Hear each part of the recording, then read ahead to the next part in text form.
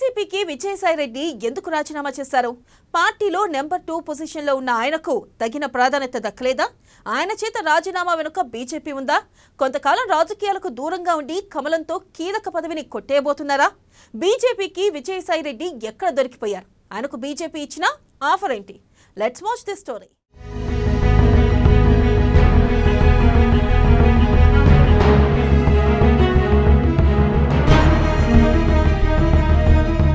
YCP MP Vijayasai Reddy రాజీనామాతో జగన్ కి shock ఇచ్చిన విజయసాయిరెడ్డి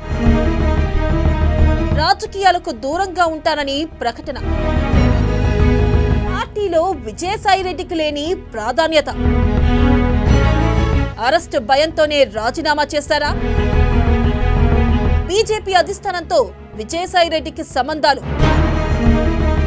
గవర్నర్ పదవి కోసమే విజయసాయి రాజీనామా.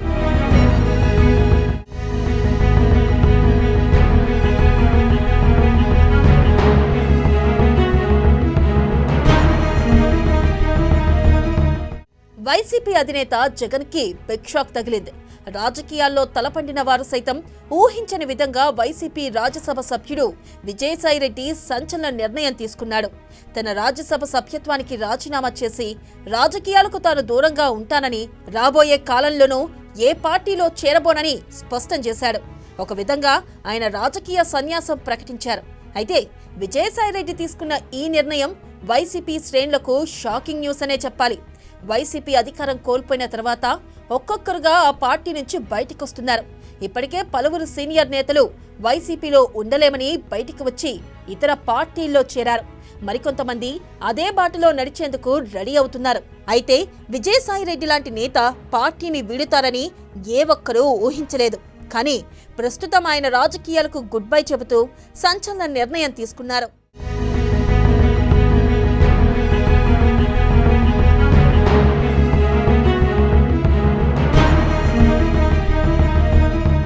విజయసాయిరెడ్డి నిర్ణయం వెనుక పలు కారణాలు ఉన్నట్లు తెలుస్తుంది. ముఖ్యంగా పార్టీలో ఆయనకు తగిన ప్రాధాన్యత లేకపోవడం, వెంటాడుతున్న కేసులు, వైసీపీలో ఉంటే తనను ఎప్పుడైనా అరెస్టు చేయొచ్చని విజయసాయిరెడ్డి కొద్ది రోజులుగా భయపడుతున్నాడని, ఈ క్రమంలోనే కేసుల నుంచి తప్పించుకునే ప్రయత్నాల్లో భాగంగానే సంచలన నిర్ణయం తీసుకున్నారన్న వాదనలు వినిపిస్తున్నాయి. రాజకీయాల నుంచి తప్పుకుంటున్నా, ఏ రాజకీయ పార్టీలోనూ చేరడం లేదు. ఈ నిర్ణయం పూర్తిగా నా వ్యక్తిగతం, ఎలాంటి ఒత్తిళ్లు లేవు, ఎవరూ ప్రభావితం చేయలేదని విజయసాయిరెడ్డి ట్వీట్ చేశారు. ఈ క్రమంలో వైఎస్ఆర్ కుటుంబంపై, జగన్మోహన్ రెడ్డిపై ఆయనకున్న అభిమానాన్ని చాటుకునే ప్రయత్నమూ చేశారు. వైఎస్ కుటుంబానికి రుణపడి ఉంటానన్న విజయసాయిరెడ్డి జగన్మోహన్ రెడ్డి భారత్కి సదా కృతజ్ఞుడిగా ఉంటానని చెప్పారు. టీడీపీతో రాజకీయంగా విభేదించానే తప్ప చంద్రబాబు, ఆయన కుటుంబంతో తనకు వ్యక్తిగతంగా విభేదాలు లేవని, పవన్ కళ్యాణ్తోనూ చిరకాల స్నేహం ఉందంటూ విజయసాయిరెడ్డి పేర్కొన్నారు.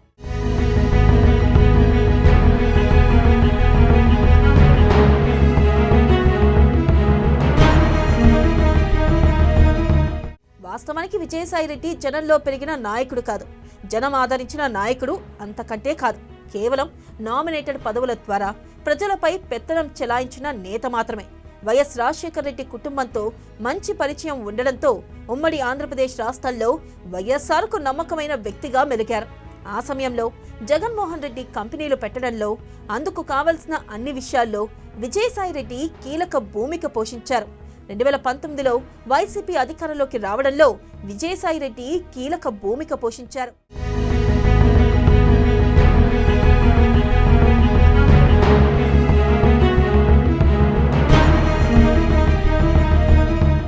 విజయసాయిరెడ్డి రాజకీయాలకు గుడ్ బై చెప్పడానికి ప్రధాన కారణాల్లో బీజేపీతో ఉన్న సంబంధాలు కూడా ఓ కారణంగా తెలుస్తుంది. ప్రధాని మోదీతో పాటు అమిత్ షాతో విజయసాయిరెడ్డికి మంచి సంబంధాలు ఉన్నాయి. కొంతకాలంగా రాజకీయాలకు దూరంగా ఉండడం ద్వారా గవర్నర్ పదవిని దక్కించుకోవచ్చునన్న ఆలోచనలో విజయసాయిరెడ్డి ఉన్నట్లు సమాచారం. బీజేపీ ముఖ్య నేతల నుంచి సైతం అందుకు గ్రీన్ సిగ్నల్ వచ్చిందన్న వాదన వైసీపీ వర్గాల్లో గట్టిగా వినిపిస్తుంది.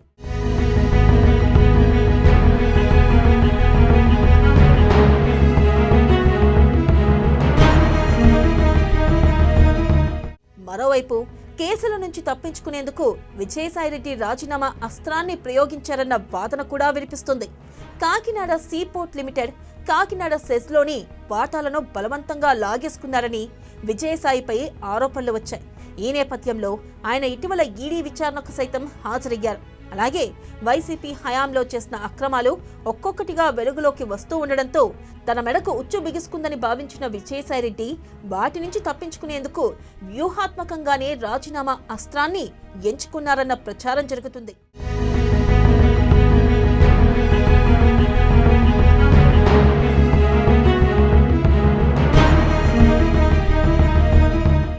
రాజకీయాలకు దూరమైతే ఏపీలోని కూటమి నేతలతో సత్సంబంధాలు ఏర్పడతాయని, ఆ తర్వాత నెమ్మదిగా బీజేపీ పెద్దల ద్వారా తనపై నమోదైన కేసులు, విచారణల నుంచి బయటపడొచ్చని విజయసాయిరెడ్డి ఆలోచనగా వైసీపీ వర్గాల్లో చర్చ జరుగుతుంది.